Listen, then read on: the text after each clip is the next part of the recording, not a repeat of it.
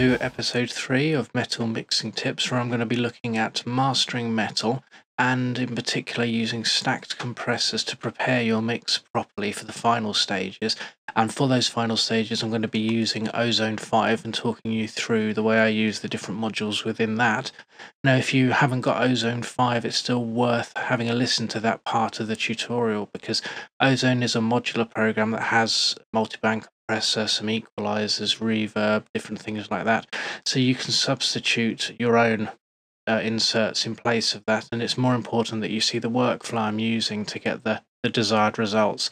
So first I'm going to be talking about stacked compressors. It's very important to get your mix as good as possible in the best possible situation for the final stages of the mastering process, so that you've made your job as easy as possible. And what do I mean by that? Well, got here a bounce down where I've done a mix, but I've not put anything on the master bus. I've just made sure when I've mixed it that nothing clips above 0 dB. So there's no limiter, there's no compression, there's nothing. It was just all of the tracks bounced down and making sure they didn't clip. And as you can see, the pretty high dynamic range here, and there's a few really big peaks.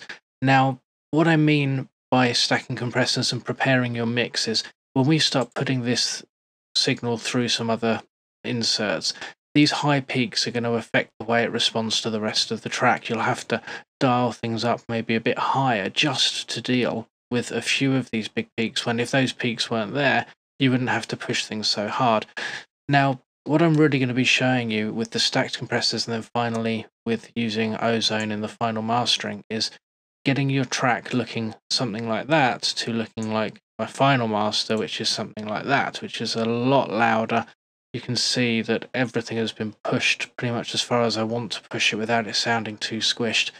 Now, there's an easy way of doing this. You just put a maximizer on your mix down, whack it up about 6 dB, and there you go. But to be honest, that sounds rubbish. And the more I use maximizers, the more I'm trying to turn away from them, and they really have to be used carefully. You do use them, and lots of people do use them, but you'll find that the pros really use them very sparingly, and also only to add little bits, half a dB or a dB here and there.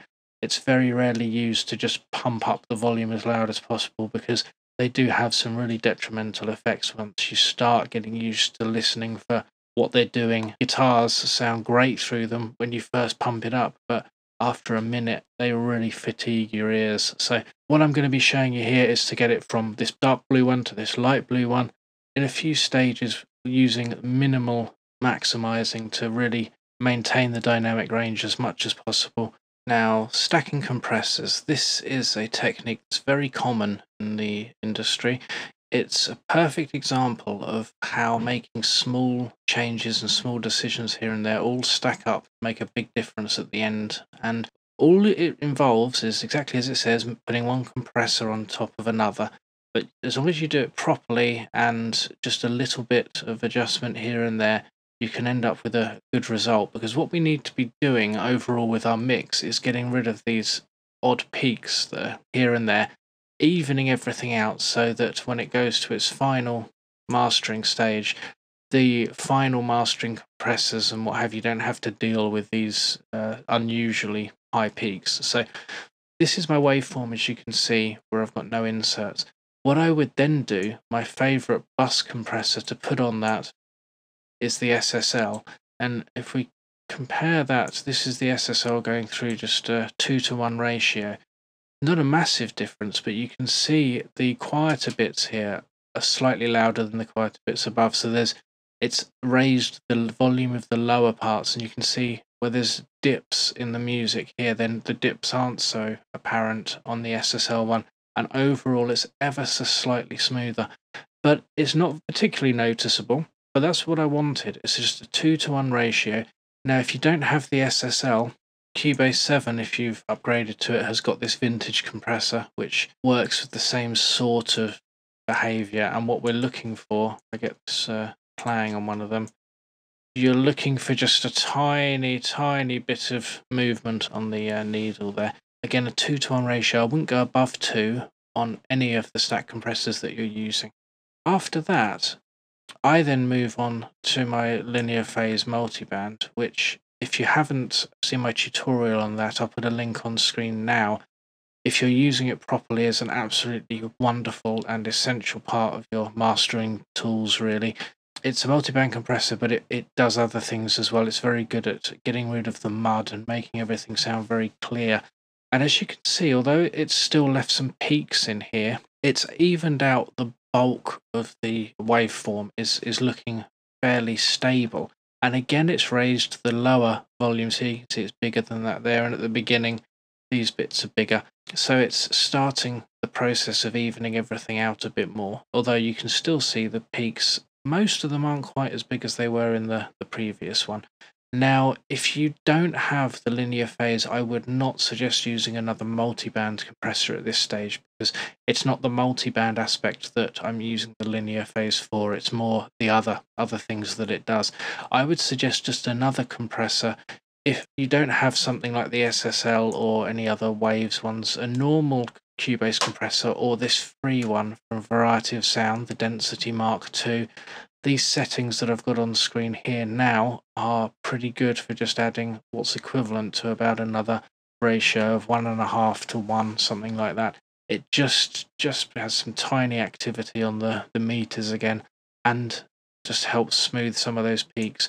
The important thing is you're using different compressors to add the characteristics and slowly smooth the waveform out. So finally, before I send it on to mixing, I run mine through the Kramer master tape, which is a saturation and tape emulation device to add all that lovely analog harmonics. And you may think, what am I doing putting that in the stacked compressors? But the whole act of bouncing down to tape does compress the sound, the whole act of the analog system, and the master tape replicates that, so it does act as a compressor in the process of adding all of its lovely analog harmonics as well. So if you don't have the Kramer master tape, you can use any tape emulation. The Ferric by Variety of Sound is a good one for that.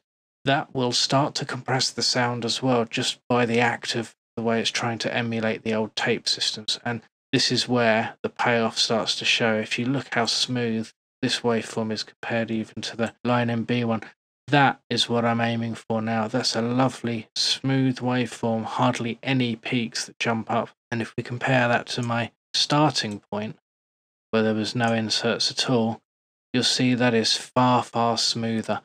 And that is the position you want to get your waveform to then move on to some final mastering. I've done a lot of the hard work. I made my job a lot easier. When I want to add on some more compression, I haven't got to pump it up so much to get rid of these peaks. I haven't got to limit so much, and everything is going to be easier and sound better. So that's rule number one. Stack your compressors, put something like an SSL or the density, something nice and smooth, and then the vintage type compressors. And finally, something like a saturator or the master tape, which really helps even everything out nicely. And now I'm going to load up Ozone and show you what I do in there to really pump this master tape one up to look like this final master, where it's all really maxed out as much as possible.